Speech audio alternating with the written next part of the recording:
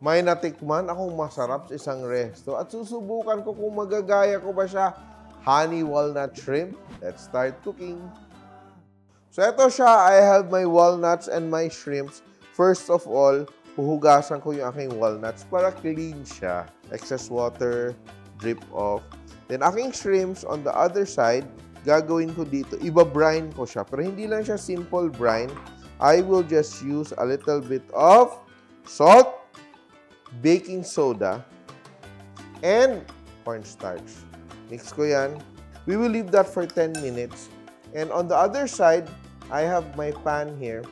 It's almost hot. So I have here my white sugar. We'll make the glaze, no? And we'll add a little bit of water and some honey. Konting honey, not all, just a little bit of honey. So we make like a caramel. Once we have a nice, beautiful colored caramel, ganyan siya, we will add our walnuts. So, put our walnuts with our sugar. Yan. Eto, pag ikaw yung gumawa, malalaki yung walnuts mo. Pag sa restaurant, maliliit, no? Yan, you can make it a little bit more brown if you want. So, let's leave that there. Well, because I have butter here, I will just add butter. This is optional. Arte-arte lang to. And I will sprinkle some salt. And we will put this aside and toss it later on. Put that aside, let that cool down. Spread it out. Yan. Now, let's work on our shrimp.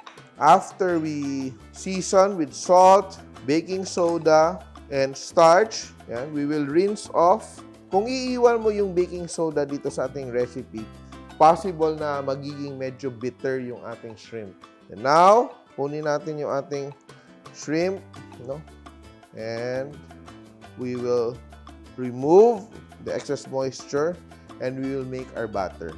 And here, let's continue. Heat up my frying pan. And I have here egg white, seasoned with salt ang aking shrimp, salt and pepper. So, kanina may asin to draw out the moisture. Ito naman is to season. Hinugasan naman natin kaya hindi siya aalat. Add it to our shrimp. Ganyan siya. And we will add our cornstarch and some flour. No? And now, what will we do? We will fry. Hot oil, fry. Be sure na hindi siya magdikit-dikit. Very nice, oh. Beautiful ang luto ng ating shrimp. Tatabi na natin yung mga cooked pieces. Look at that, oh. Achieve natin, oh. Etong sauce natin, ito marami ito. Pang double to. Kalahati lang yung gagamitin natin. 1 tablespoon of mayonnaise. 1 tablespoon of condensed milk. And 2 tablespoons of honey. Season with a little bit of salt and pepper. So now, we're ready to dress our shrimp. Shrimp, walnuts. Oh, crunchy siya, oh.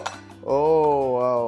My shrimp, my walnut coated in this rich, very flavorful, sweet, tangy sauce. Amazing! Grabe! Sobrang simple lang. And ito na siya, ang ating express honey walnut shrimp. Simple! Please like and share my videos. And if you like more recipes like this, please click here to subscribe. And don't forget to hit the bell button to get notified. Simple!